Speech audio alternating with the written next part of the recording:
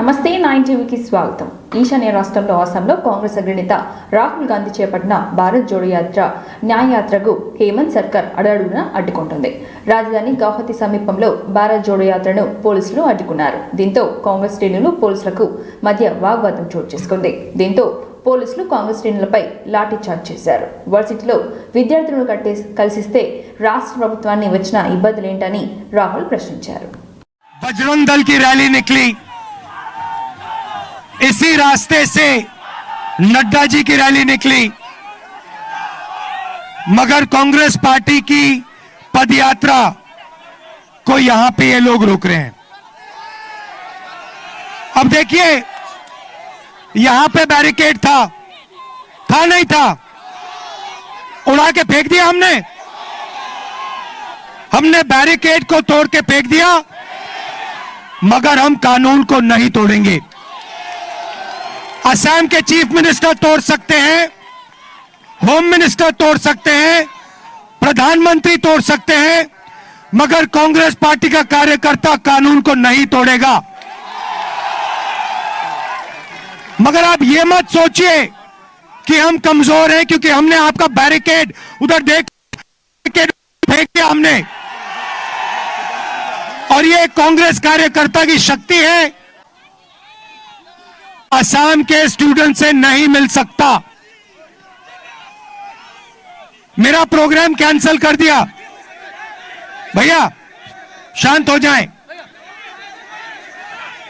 मेरा programme cancel हो गया, मगर यूनिवर्सिटी के सारे स्टूडेंट्स बाहर आके उन्होंने मेरी बात सुनी.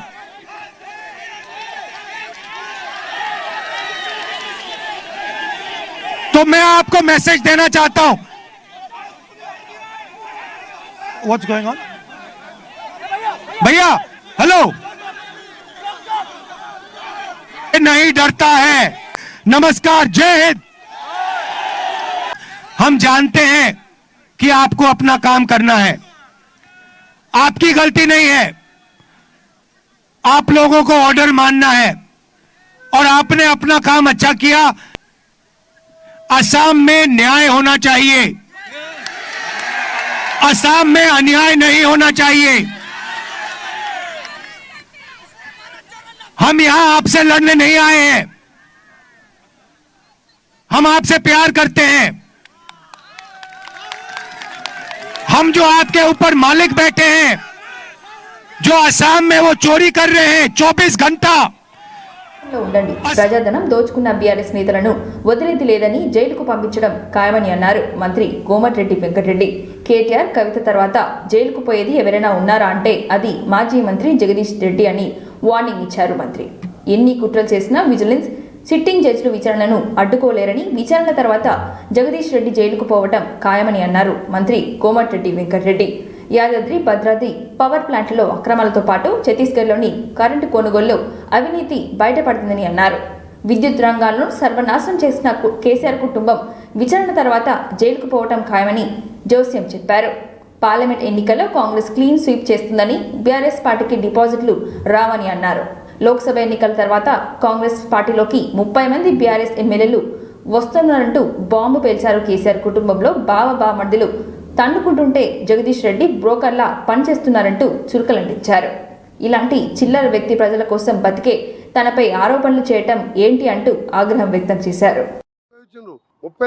ప్రతిరోజు 11 కోట్ల బర్డెన్, ప్రతిరోజు 10 లక్షల రూపాయలు, 10 కోట్ల రూపాయలు భారంగా భావిస్తున్నాం మేము. మాకు ఇవాళ మా అక్క చెల్లె పేదవాళ్లకు ఇవాళ నెలకు 200-300 రూపాయలు మిగిలిస్తున్నాం. ఆరోగ్యశ్రీ 10 లక్షలకు పెంచినాం. 2 మాసాల లోపే గ్యాస్ సిలిండర్ కానీ, ఫ్రీ కరెంట్ యూనిట్లు కానీ ఇవన్నీ కూడా ఇవ్వబోతున్నాం.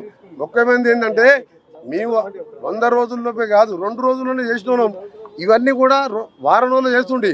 కానీ మా కర్మ, గవర్నమెంట్ వచ్చిన మొదటి క్యాబినెట్లో ప్రభాకర్ రావు అనే 82 ఏళ్ల ముసలా యంగ్ యువకుని పెట్టుకొని 70,000 కోట్ల రూపాయల నష్టాల బారుపడి యాదాద్రి భద్రాద్రి ఛత్తీస్గఢ్ కరెంట్లో కొనుగోలులో, ప్లాంట్ నిర్మాణంలో నామినేషన్ బేసిస్ మీద 70,000 కోట్లు నష్టాలు పరిచిన ఆ పెద్ద మనిషి మీటింగ్ ముఖ్యమంత్రి గారు పిలిస్తే కూడా రాకుండా తప్పిపోయాను. ఏడ దాచుకున్న పోలీసు వాళ్ళు వయసును చూడరు. 9 ఏళ్ళైనా అరెస్ట్ చేసి జైలు వేస్తారు, ఇంక్లూడింగ్ జగదీష్ రెడ్డితో పాటు ఆ దివాళా తీసిన డిపార్ట్మెంట్ని సెట్ చేసుకుంటూ రిజ్వీ లాంటి సమర్థమైన అధికారం వేసి వచ్చే నెలలోనే 200 యూనిట్ చేస్తున్నాం. ఇంకొకటి ఏంటంటే ఫ్రీ కరెంటు వెంకరెడ్డి గారు అన్నారు, ఆయన దగ్గరికి పోండి అని చెప్తున్నారు కదా. నేను ఒకటే చెప్తున్నా, 30 లక్షల మంది యువకులకు 3116 అన్నాము. 3000 అంటే 30 లక్షల మంది యువకులను ఆ రోజు మీరు రెచ్చగొట్టుంటే మీ ఫామ్ హౌస్లు ఇల్లు అన్ని కూడా బద్దలు కొట్టేవాళ్ళు. ఇవాళ మాకు 100 రోజులు టైం అడిగిన 100 రోజుల్లోపే అన్నవారిని మీరు చెప్పుతో కొట్టండి. అంత ధైర్యం లేకపోతే బుద్ధిగా ప్రశ్నించండి. మీరు దళితుని ముఖ్యమంత్రి చేస్తే తల తీసేసుకుంటా అన్న మీ నాయనకి ఇంకా తల ఉందా లేదా? బెడ్రూమ్ డబుల్ బెడ్రూమ్ కడితే అల్లుడు బిడ్డ వచ్చే మంచి వాళ్ళకు సపరేట్ బెడ్రూమ్ అన్నాం, డైనింగ్ హాల్ అన్నాం, పెద్ద మొత్తం ఇంత కళలు చూపించినాం. ఒక్క ఇల్లు కట్టలేదు ఊళ్ళల్లో, ఒక రేషన్ కార్డు ఇవ్వలేదు. ఏ ముఖం పెట్టుకొని కాంగ్రెస్ ప్రశ్నిస్తున్నారు? మేము మాట్లాడాలంటే వాళ్ళకంటే పాపం జైల్లోకి పోయే కవిత, జగదీశ్వర్ రెడ్డి తప్ప, కేటీఆర్ తప్ప ఎవరు దొరకలేదు. మీకు మంచిది.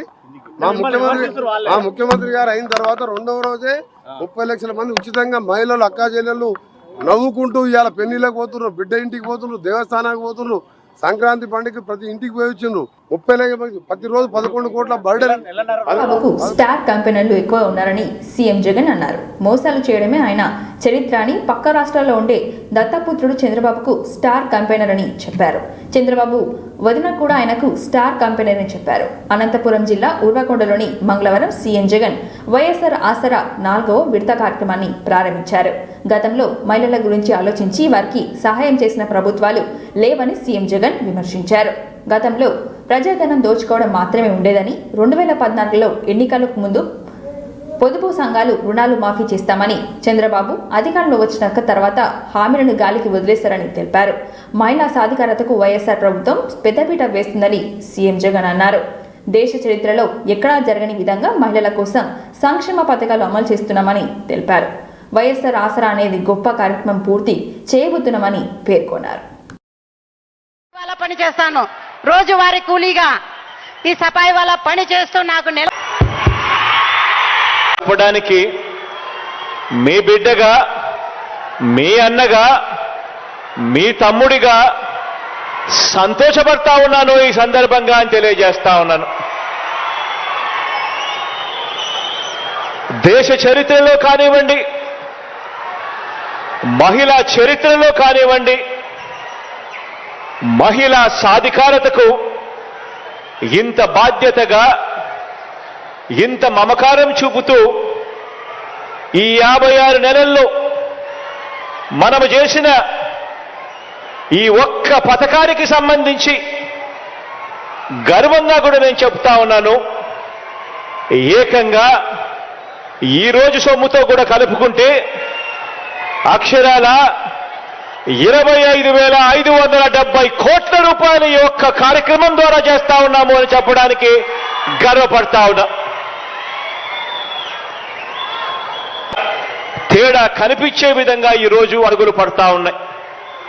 అర్హత మాత్రమే ప్రామాణికంగా తీసుకుంటూ ఎక్కడా కూడా వివక్ష అనే దానికి చోటు లేకుండా, లంచాలకు ఎక్కడా కూడా చోటు లేకుండా ఈరోజు ప్రతి పథకం కూడా మన రాష్ట్రంలో అమలవుతా ఉంది అని చెప్పడానికి గర్వపడతా ఉంది. 1,000 కోట్ల రూపాయలు ఈ 56 నెలల కాలంలో మీ బిడ్డ బటన్ నొక్కడం, నేరుగా నా అక్క చెల్లెమ్మల కుటుంబాల ఖాతాల్లోకి నేరుగా వెళ్ళిపోవడం, ఎక్కడ లంచాలు లేవు, ఎక్కడ వివక్షకు చోటివ్వకుండా చేయగలిగాము అని చెప్పి కూడా చెప్పడం కూడా ఇది కూడా ఒక రికార్డే అని చెప్పి కూడా తెలియజేస్తా ఉన్నాను.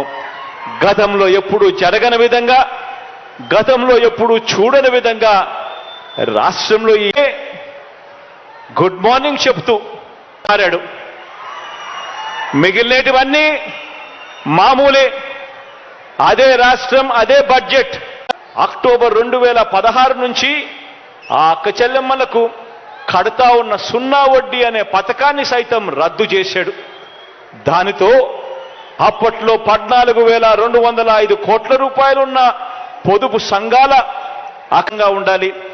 నా అక్క చెల్లెమ్మలు సంతోషంగా ఉంటే భువనగిరి జిల్లా భూదాన్ పోచంపల్లి మండలం కేంద్రంలోని చేనేత వస్త్ర షోరూంలపై తనిఖీలు నిర్వహించారు విజిలెన్స్ అండ్ ఎన్ఫోర్స్మెంట్ అధికారులు. పోచంపల్లి ఇక్కత్ వస్త్రాలను మరమర్గాలపై డూప్లికేట్గా తయారు చేసి అమ్ముతున్నారని తెలిపారు. 12 షాపులు తనిఖీలు చేశారు. పలు షాపుల్లో డూప్లికేట్ చీరలను గుర్తించి షాపులకు నోటీసులు జారీ చేశారు. నకిలీ చీరలు తయారు చేసే వారిపై గుర్తించి కేసులు నమోదు చేశామని అన్నారు అధికారులు. పోచంపల్లి పట్టు చీరలు ప్రపంచవ్యాప్తంగా ప్రత్యేక గుర్తింపు ఉంది.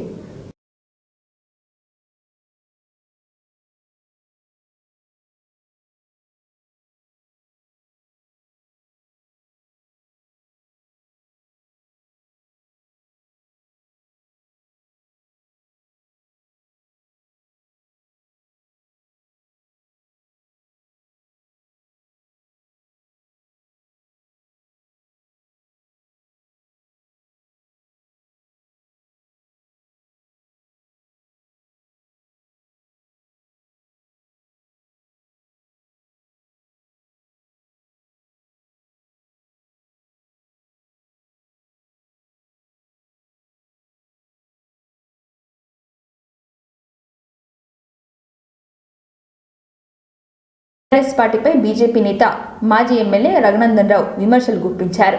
అధికారం కోల్పోయినాక బీఆర్ఎస్ కు కార్యకర్తలు గుర్తొచ్చారా అని ప్రశ్నించారు. ఉద్యమకారులకు సీట్లు ఇస్తామంటున్న కేటీఆర్, శంకరమ్మ విషయంలో మీరు ఇచ్చిన మాట గుర్తులేదా అని నిలదీశారు.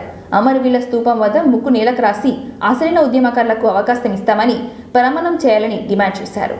బీజేపీ రాష్ట్ర కార్యాలయంలో రఘునందన్ రావు మీడియా సమావేశం నిర్వహించారు. ఈ సందర్భంగా ఆయన మాట్లాడుతూ మల్లన్న సాగర్, పోచమ్మ సాగర్లో బీఆర్ఎస్ నేతలు 100 కోట్లు దోచుకున్నారని ఆరోపించారు. త్యాగం చేసిన కుటుంబాలకు సీట్లు అవకాశం ఇస్తామని చెప్పి దమ్ము ధైర్యం బీఆర్ఎస్ కు ఉందా అని ప్రశ్నించారు. పొత్తు కుదుర్చుకుని మోడీ చెప్పిన రోజే బీజేపీ బీఆర్ఎస్ మధ్య తెగదింపులు అయ్యాయని చెప్పారు. తెలంగాణ సమాజంలో అసెంబ్లీ ఎన్నికల్లో బీఆర్ఎస్లోని బొందపెట్టిందని చెప్పారు. ఎంఐఎంతో నిన్నటి వరకు పొత్తు పెట్టుకునేది బీఆర్ఎస్, అదే ఎంఐఎంతో ఇప్పుడు కాంగ్రెస్ దోస్తీ చేస్తుందని చెప్పారు. అప్పనంగా ఏపీ బీఆర్ఎస్ అధ్యక్షుడికి భూములు అప్పగించారని విమర్శించారు. మొదట శంకరమ్మ, శ్రీనివాస్ లాంటి వాళ్లకు సీట్లు ఇవ్వండి రఘునందన్ రావు సూచించారు. ఉద్యమకారులకు పార్టీలో సముచిత స్థానం కల్పిస్తాం. ఎన్నేళ్ల తర్వాత 2001 ఏప్రిల్ జలదృశ్యం కాడికి వెళ్ళి మొదలుకొంటే ఓడిపోయిన తర్వాత ఈయన కార్యకర్తలు గుర్తుకొచ్చారు, ఉద్యమకారులు గుర్తుకొస్తారు టీఆర్ఎస్ పార్టీ నాయకులకి. ఇది పూర్తిగా సిగ్గుచేటు. నిజంగా ఈ 2 మాటలకి, ఈ 2 పదాలకి మీకు అర్థం తెలిసినా, ఈ పదాలకు మీరు కట్టుబడేది ఉన్నా, మీకు ఒక పరీక్ష అనుకుంటారో, మీ నిజాయితీని మీరు నిరూపించుకుంటారో మీరు చెప్పాలి. రేపు ఎన్నికలు వస్తే ఏప్రిల్ 2024లో ఈ 2 మాటలకి మీరు కట్టుబడి ఉంటారా? 1, ఉద్యమకారులకు సీట్లు ఇస్తాం. 2, పార్టీలో కష్టపడి పనిచేసినటువంటి కార్యకర్తలకి సముచిత స్థానం ఇస్తాం. ఈ 2 మాటలకి మీరు కట్టుబడి మీ నీతిని, మీ నిజాయితీని నిరూపించుకోవాలని చెప్పి నేను ఈ సందర్భంగా విజ్ఞప్తి చేస్తా ఉన్నా. జై తెలంగాణ అనే పదానికి అర్థం చెప్పి, తెలంగాణ అనేటువంటి ఉద్యమానికి ఊపు తెచ్చి, తెలంగాణ రాష్ట్ర సమితిలో కార్యకర్తలుగా పనిచేసి 2001 నుంచి కుటుంబాలను కోల్పోయి కుటుంబ సభ్యులు ఆత్మహత్య చేసుకున్న, జై తెలంగాణ అనే నినాదం కోసం పనిచేసినటువంటి అనేక మంది కార్యకర్తలు, అమరులైనటువంటి కుటుంబాలు, అన్ని త్యాగం చేసినటువంటి కుటుంబాలని మీరు ఏ రోజు పట్టించుకోలేదు అని చెప్పుకోవడానికి సజీవ తార్కాణం మలిదశ తెలంగాణ ఉద్యమాన్ని మళ్ళీ అమరవీరుల స్తూపం కాడ తప్పైందని చెంపలేసుకొని ముక్కునాలకు రాసి ఇప్పుడు వచ్చేటువంటి 17 సీట్లన్నా, 2024 ఏప్రిల్లో వచ్చేటువంటి 17 సీట్లైనా ఉద్యమకారులకి, తమ కుటుంబాల సభ్యుల్ని కోల్పోయిన వాళ్ళకి, అసలు సిసలైనటువంటి కార్యకర్తలకు ఇస్తామనేటువంటి మాట ఆ అమరవీరుల స్తూపం దగ్గర ప్రమాణం చేయండి.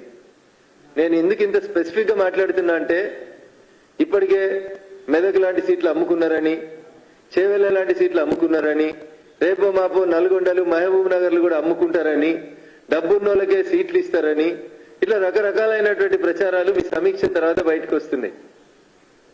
మొన్నటి మెదక్ సమీక్ష తర్వాత బాలరాముడి ప్రాణ ప్రతిష్ఠాప మహోత్సవాన్ని కళ్ళారా చూడటం ఈ తరం చేసుకున్న పుణ్యమని బీజేపీ జాతీయ ప్రధాన కార్యదర్శి ఎంపీ బండి సంజయ్ అన్నారు.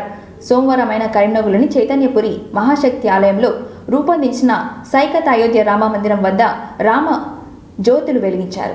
అక్కడి నుంచి తెలంగాణ చౌక్ చేరుకొని బీజేపీ శ్రేణులతో కలిసి పటాసులు పేల్చి సంబరాలు జరుపుకున్నారు. ఈ సందర్భంగా ఆయన మాట్లాడుతూ, రాముడి ప్రాణ ప్రతిష్ఠాపను వ్యతిరేకించే వాళ్ళ అసలు ఈ దేశ పౌరులేనా అని ప్రశ్నించారు. సాక్షాత్తు సుప్రీంకోర్టు తీర్పిచ్చిన తర్వాత ప్రశ్నిస్తారా అని మండిపడ్డారు.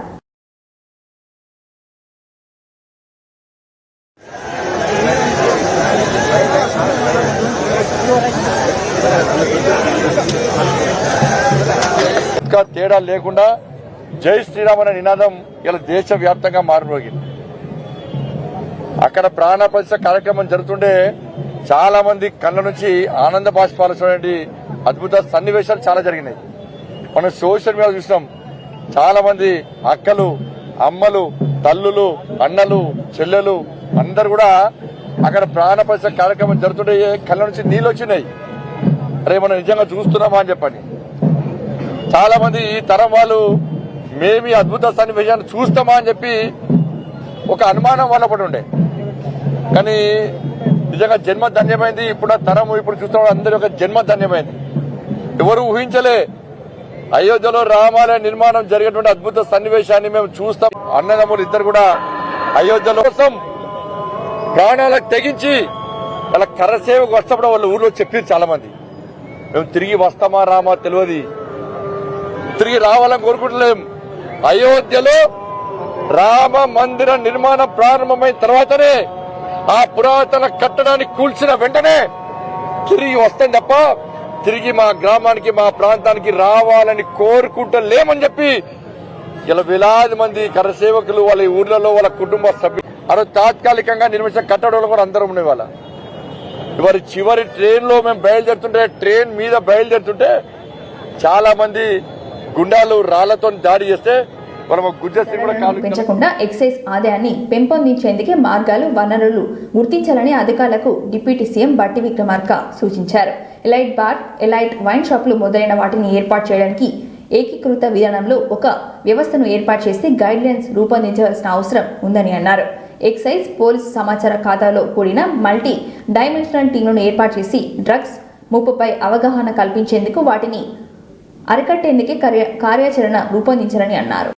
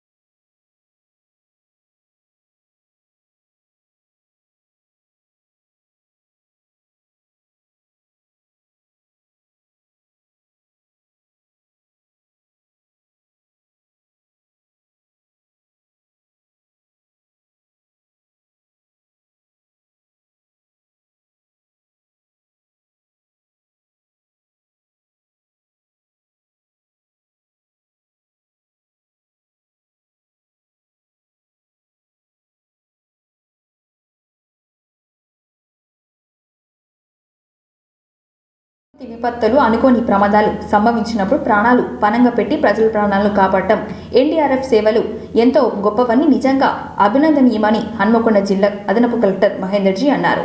హన్మకొండ జిల్లా కలెక్టరేట్ ఆవరణలో జాతీయ విపత్తు స్పందన దళం హైదరాబాద్ విభాగం ఆధ్వర్యంలో మంగళవారం మాక్ డ్రిల్ నిర్వహించారు. ఈ సందర్భంగా రేడియేషన్ ప్రమాదాలు సంభవించినప్పుడు ఎన్డీఆర్ఎఫ్ బృందం ఏ విధంగా రక్షిస్తున్నారనే వివరాలు ఎన్డీఆర్ఎఫ్ ఇన్స్పెక్టర్ గౌతమ్ కుమార్ వివరించారు. రేడియేషన్ ప్రమాదంలో సంభవించిన ప్రాంతాల్లో వ్యాప్తిని అరికట్టేందుకే ఎన్డీఆర్ఎఫ్ బృందం ప్రత్యేకమైన దుస్తులు, మాస్కులు ధరించి రక్షణ చర్యలు చేపడతారనే విషయాలను ప్రత్యేకంగా ఎన్డీఆర్ఎఫ్ బృందం మాక్ డ్రిల్ ద్వారా వివరించారు. రేడియేషన్ ప్రమాదం సంభవించిన ప్రాంతాల్లో బాధితులను అంబులెన్స్ ద్వారా ఏ విధంగా తరలిస్తారో ప్రత్యక్షంగా ప్రదర్శన చేశారు. మా టీమ్స్ దాంట్లో కూడా పార్టిసిపేట్ చేసి అక్కడ రెస్క్యూ చేయడం జరుగుతుంది. ఒక బ్లాస్ట్, పెద్ద బ్లాస్ట్ అవ్వకుండా నార్మల్ చిన్న క్రాకర్ బ్లాస్ట్ అయింది. క్రాకర్ బ్లాస్ట్ అయినప్పుడు ఆ నార్మల్ క్రాకరే కదా అని మనం లైట్ తీసుకుంటాం. కానీ ఆ క్రాకర్ వల్ల ఏమవుతుంది, జస్ట్ దాని వల్ల బాంబ్ బ్లాస్ట్ పొగ అనేది వస్తుంది కదా, ఉండి పార్టికల్స్ ఎక్కువ ఉన్నాయి. సో దాని కాంటాక్ట్లోకి మనం వచ్చిన తర్వాత మన లాంగ్ లాస్ట్, ఒకసారి ఆ పార్టికల్ మనకు అయిపోతే అది కంటామినేట్ చేస్తూ ఉంటుంది మన శరీరంలో కానీ మన దాంట్లో డిటెక్ట్ అవుతుంది. సార్ ఇప్పుడు CVR chemical, biological, radiation, nuclear, ఈ ఫోర్ ఎనీ డిజాస్టర్ వీటికి సంబంధించిన ఈ ఫోర్కి సంబంధించిన ఎనీ డిజాస్టర్ అయినప్పుడు మా టీమ్స్ దాంట్లో వెళ్ళి వర్క్ చేయడం జరుగుతుంది. ఇప్పుడు మీరు చూసినట్టయితే వాళ్ళ రెస్క్యూర్ వచ్చేసి చెక్ చేయడం జరిగింది, అక్కడ కంటామినేషన్ లెవెల్స్ చెక్ చేశారు. సో ఇప్పుడు साथ ही किसी भी रेस्क्यूअर्स को ऑप्स के दौरान कोई भी हेल्थ इशू आ जाएगा वो तुरंत सूचित सेफ्टी ऑफिसर को सूचित करेगा. सेफ्टी ऑफिसर के అనుకోవచ్చు సార్, నార్మల్ పీపుల్ ఒక రకం యూనిఫామ్ వాళ్ళ యూనిఫామ్ ఒక్కొక్కరికి ఒక్కలాగా ఉండడానికి డిటెక్షన్ దగ్గర ఎక్కువ రేడియేషన్ జోన్లో పనిచేయడానికి కుదరదు. ఫస్ట్ ఒక చీటా ప్యాటర్న్ యూనిఫామ్ వేసుకున్నారు, అది 3 లేయర్డ్ సూట్ ఉంటుంది. ఆ 3 లేయర్డ్ సూట్లో ఫస్ట్ వచ్చేసి వాటర్ రిటార్డెంట్, ఒకట ఫైర్ రిటార్డెంట్ ఉంటుంది. సెకండ్ వచ్చేసి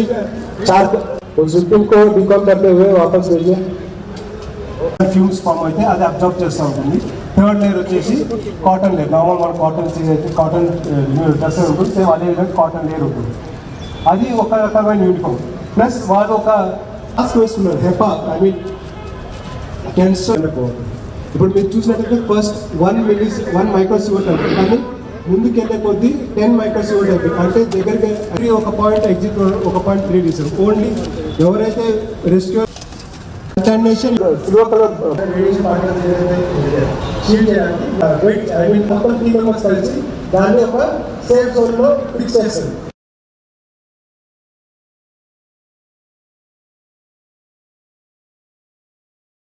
ముఖ్యంగా అంటే మనకు ఒక డెమో చూపడం జరిగింది. చాలా యాక్చువల్గా ఫీల్డ్లో ఎలా ఉంటుందనేది చాలా, ఈ కార్యక్రమం అంతా కూడా ఎంతో మరి ఉన్నతమైనది. వారి యొక్క ప్రాణాలకి వారి లైఫ్ థ్రెట్ ఉంటుంది, వారి ప్రాణాలకు పణంగా పెట్టి కూడా మరి ఈ యొక్క రిలీఫ్ చేస్తూ ఉన్నారు. ప్రజల ప్రాణాలను కాపాడడానికి చేస్తున్న ఆ యొక్క శాఖ ద్వారా జరుగుతున్న కృషిని అమోఘం మరియు అద్భుతం అని చెప్పవచ్చు. ముఖ్యంగా వాళ్ళు నిర్వహించారు, సిస్టమేటిక్గా నిర్వహించారన్నది మనకు కనపడుతూ ఉంది. నిజంగానే ఇటువంటి విపత్తులు హాట్ జోన్ వరకు వెళ్ళడం, హాట్ జోన్లో చేసే కార్యక్రమము అంటే అక్కడ ఎక్కువసేపు ఉంటే కూడా అక్కడికి వెళ్ళేసి ఒక రోలో 1 by 1 అవగాహన కోసం डिस्ट्रिक्ट मॉक एक्सरसाइज करने का वक्त दिया, इसके लिए बहुत धन्यवाद. कुछ बातें मैं आपको बताना चाहूँगा. जैसा कि इस मॉक ड्रिल में ये CVRN की मॉक ड्रिल थी, it was a CVRN mock exercise. CVRN means chemical, biological, radiological, nuclear radiation. It was a nuclear radiation.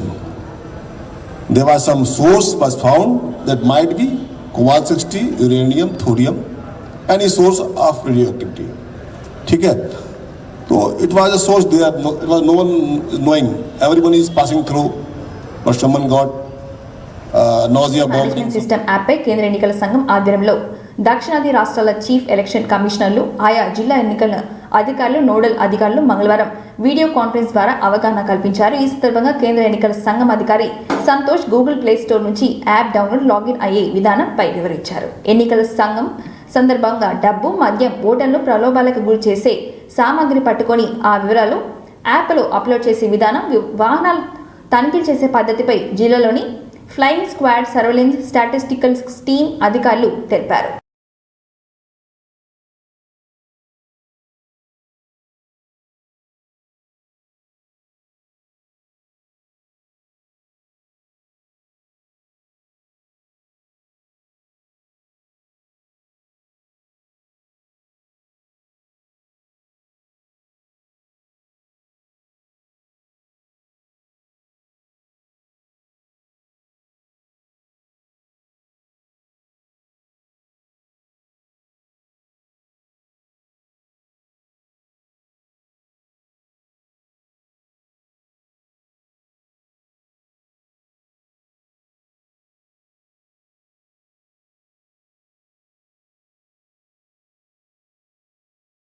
నాడు జిల్లా కలెక్టర్ సిహెచ్ శివలింగయ్య, అదనపు కలెక్టర్లు పర్మార్, పింకేష్ కుమార్, రోహిత్ సింగ్ తో కలిసి Jangaon, station Ghanpur revenue divisional అధికారులు, జిల్లాలో తహసీల్దార్లతో కలిసి స్పెషల్ సమ్మరీ రివిజన్ ఓటర్ నమోదు, ప్రభుత్వ భూముల సంరక్షణ తదితర పరిపాలనకు సంబంధించిన పలు అంశాలపై సమీక్ష సమావేశం నిర్వహించారు.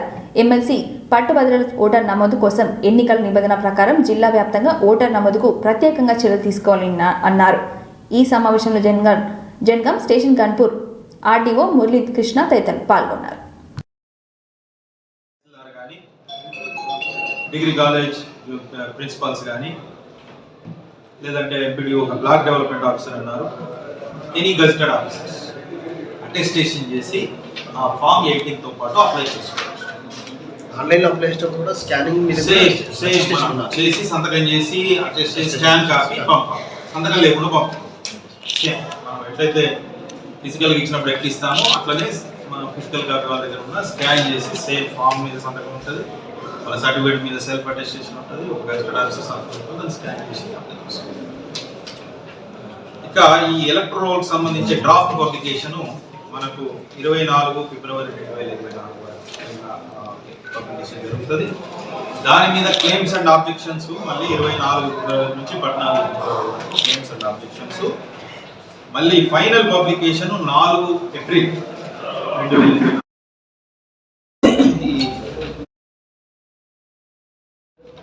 Elections Warangal, Khammam, Nalgonda graduates constituency సంబంధించి మనకు ఓటర్ లిస్ట్ తయారు చేయాల్సి ఉంది కాబట్టి దానికి సంబంధించి మనకు 30/12/2023 నోటిఫికేషన్ ఇచ్చారు. అంటే ఈ 3 జిల్లాల్లో ఉన్న గ్రాడ్యుయేట్స్ ఓటర్లు నమోదు చేసుకోవచ్చు. సో అది మనకు 6 ఫిబ్రవరి మంగళవారం వరకు ఫామ్ 18 అనేది ఉంటుంది. జనరల్గా మనం ఎలక్షన్లో 6 అంటాం ఫామ్, ఈ ఎమ్మెల్సీ ఎలక్షన్కి ఫామ్ 8 గ్రాడ్యుయేట్స్ అయిన ఈ వార్తలు సమాప్తం. చూస్తూనే ఉండండి 9 టీవీ.